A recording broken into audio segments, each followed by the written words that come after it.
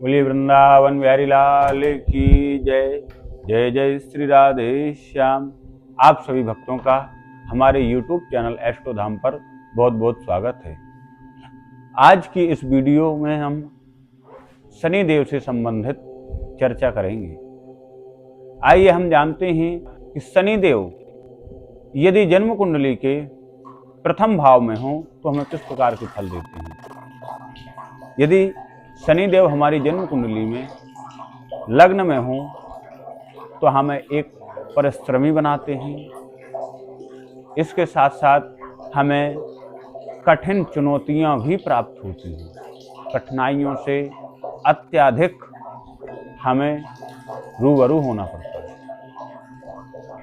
इसके बावजूद ही हमें सफलता प्राप्त होगी।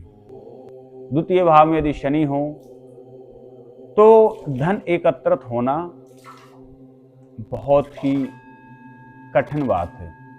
धन एकत्रित होने में विलंब होगा।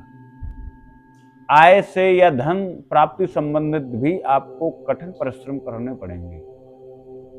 इसके साथ साथ यदि तृतीय भाव में हो तो आपको ये साहसी बनाते हैं, मेहनती बनाते हैं, कर्मनिष्ठ बनाते हैं।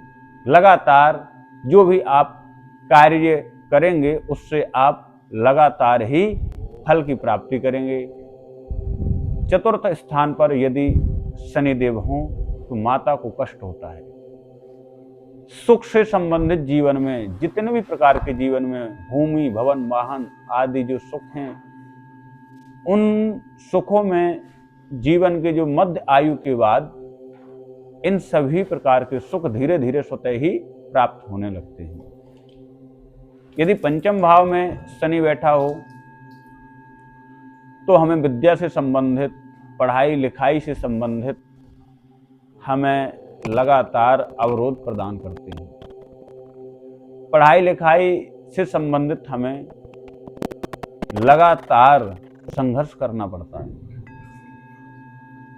यदि छठे भाव में हो तो हमारे जीवन में रोग, ऋण, रिपु, शत्रु, दुर्घटना आदि आएंगे तो, लेकिन हमारे जीवन में उनसे अत्यधिक नुकसान नहीं होगा। यानी शत्रु पर विजय दिलाते हैं। शत्रु आदि दुर्घटनाओं से हमें बचाते हैं और सभी प्रकार के जो भी हमारे जीवन में समस्याएं आती हैं उसमें हम मेहनत आदि करके उन समस्याओं से दूर होते हैं।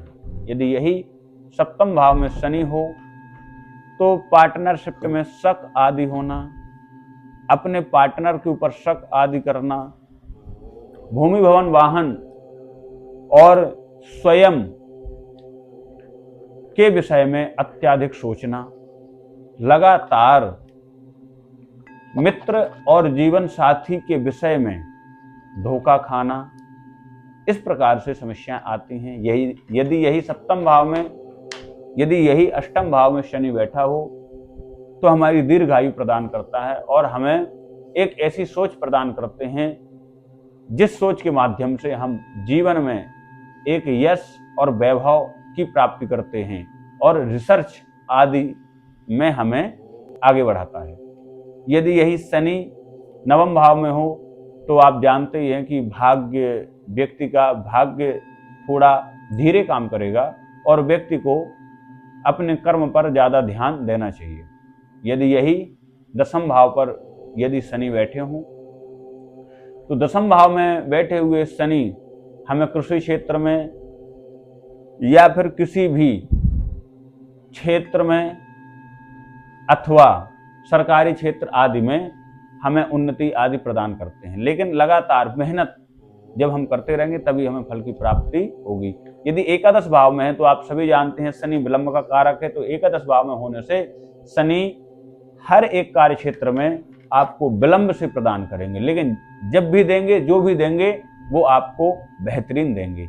यदि यही द्वादश भाव में यदि शनि बैठा हो तो द्वादश भाव में भी शनि को अच्छा कहा गया है और मुख्य चीज है जो शनि वो दुख के कारक हैं।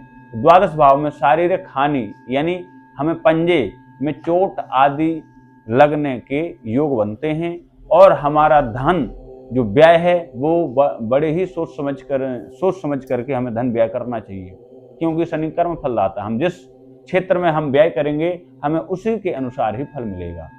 तो इस प्रकार से आपने शनि के द्वादश भावों का या इस वीडियो के माध्यम से फल प्राप्त किया है। ऐसे ही इस YouTube चैनल के माध्यम से आपको एस्ट्रोलॉजी से संबंधित जानकारी प्राप्त होती रहेगी। जय श्री राधे, जय श्री श्याम।